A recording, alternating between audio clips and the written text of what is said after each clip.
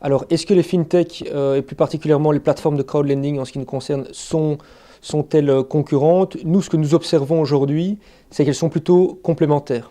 À savoir que nous permettons à nos clients d'obtenir plus facilement des crédits bancaires à l'occasion des financements qu'on structure pour elles.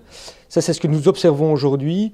À long terme ou à moyen terme, est-ce qu'une forme de concurrence pourrait intervenir? Peut-être. Mais aujourd'hui, c'est plutôt ce que nous observons au day-to-day, c'est plutôt une forme de complémentarité. Donc, Look & Fin est une plateforme de prêt pour PME. Donc, on permet à des PME de structurer des financements non garantis auprès de particuliers. On a levé aujourd'hui un peu plus de 11 millions d'euros pour une petite centaine d'entreprises, dont 60 à 70% d'entre elles ont obtenu un financement bancaire à l'occasion des financements qu'on a structurés pour elles. Un exemple concret, récemment, on a financé une entreprise qui nous a été adressée par la banque. Le besoin de l'entreprise s'élevait à 2,8 millions. La banque avait accordé ou donné son accord pour un financement à hauteur de 2,5 millions, mais à condition qu'un effort en fonds propres soit réalisé pour le solde 300 000 euros.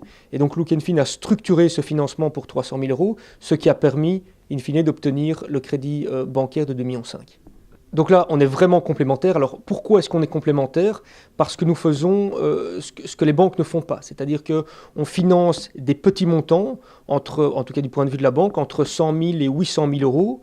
C'est un segment de marché pour des PME ou voire des TPE, ce qui est un segment de marché peu rentable pour les banques, donc délaissé de plus en plus. Les contraintes réglementaires sont de plus en plus fortes pour les banques. C'est ce segment-là de marché de plus en plus délaissé par les banques.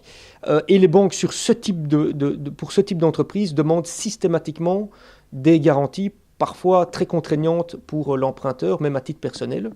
Ce que nous ne faisons pas. Donc, le gros avantage d'un financement de type crowdlending, c'est de ne pas devoir octroyer de garantie, et cela permet donc d'obtenir in fine ce crédit bancaire, donc de faire ce qu'on appelle un effet de levier sur la banque.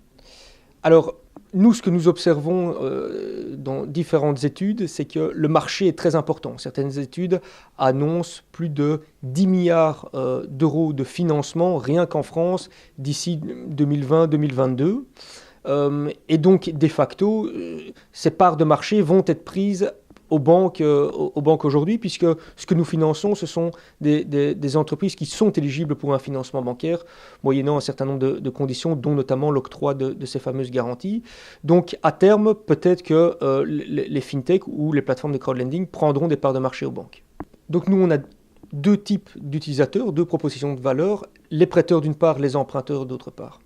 Pour les emprunteurs, on apporte réellement une valeur ajoutée, pas sur le prix, puisque très clairement, en tout cas en théorie, le prix que nous pratiquons, donc les taux d'intérêt pratiqués du fait qu'il n'y ait pas de garantie, sont plus onéreux que ce que l'emprunteur peut obtenir auprès de la banque. Donc notre valeur ajoutée, ce n'est pas au niveau du prix, et donc comme c'est plus cher, c'est que forcément il y a un intérêt pour les clients, puisqu'ils ont recours à ce type de service. Quels sont les avantages? C'est l'absence de cette garantie et la réactivité. Aujourd'hui, obtenir un financement sur Look & Fin, ça prend en moyenne 5 jours. 5 jours d'analyse et un délai de souscription inférieur à 4 minutes en moyenne. On publie le dossier en 4 minutes, les fonds sont collectés en moyenne 250 000 euros. Là où une banque va mettre en moyenne 3 à 4 semaines.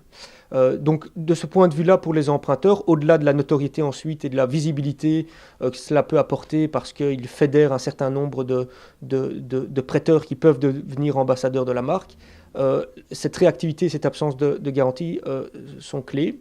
Du point de vue des prêteurs, c'est très clairement la possibilité d'offrir des opportunités d'investissement dans l'économie réelle, moyennant un rendement attractif. Aujourd'hui, sur les 11 millions d'euros qu'on a financés à ce stade, le taux moyen réalisé est supérieur à 8%, pour un taux de défaut inférieur à 0,5%. Donc finalement, pour le prêteur, c'est une réelle alternative au placement traditionnel.